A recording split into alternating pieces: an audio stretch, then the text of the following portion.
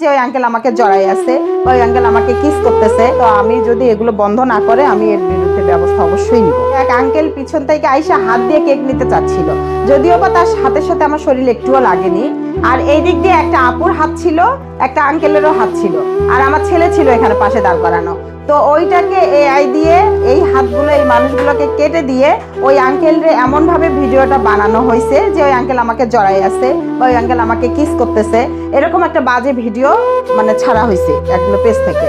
তো এটা নিয়ে তো অনেক মানুষ অনেক ভাবে নিচ্ছে বিষয়টা, অনেকে বলতেছে তার আমরা নাকি কাপল, এই সেই বক্কর চক্কর। একটা মানুষের বয়স দেখলে তো বোঝা যায় যে আসলে তার সাথে আমার যায়, সে তো আমার বাবার বয়সী।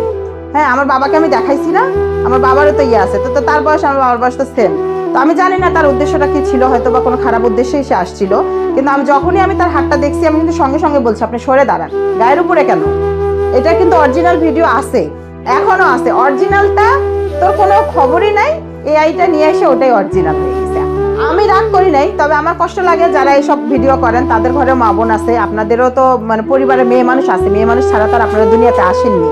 তো একটা মেয়ে মানুষকে এভাবে অসম্মানিত করবেন না দয়া করে, কারণ আমারও ঘরে মেয়ে আছে, আমার পরিবার আছে, আমাকে তো কোনো আমি ঠিক আছে, আমি মনে হচ্ছে যে এগুলা এআই আমি বুঝতেছি, কিন্তু আমার পরিবারে আমার গ্রামের বাড়িতে তো কেউ বুঝে না যে এআইটা কি। তারা ভাবে কি যে আমি এই নোংরামিগুলা করতেছি, তখন গিয়ে আমার বাবা মাকে নানান কথা শুনতে হয়। ঠিক আছে, আমার শ্বশুরবাড়ির লোকজনকে নানান কথা শুনতে হয়। অনেক সময় আমার মেয়ে স্কুলে গিয়ে হচ্ছে ও খারাপ লাগে ওর কাছে।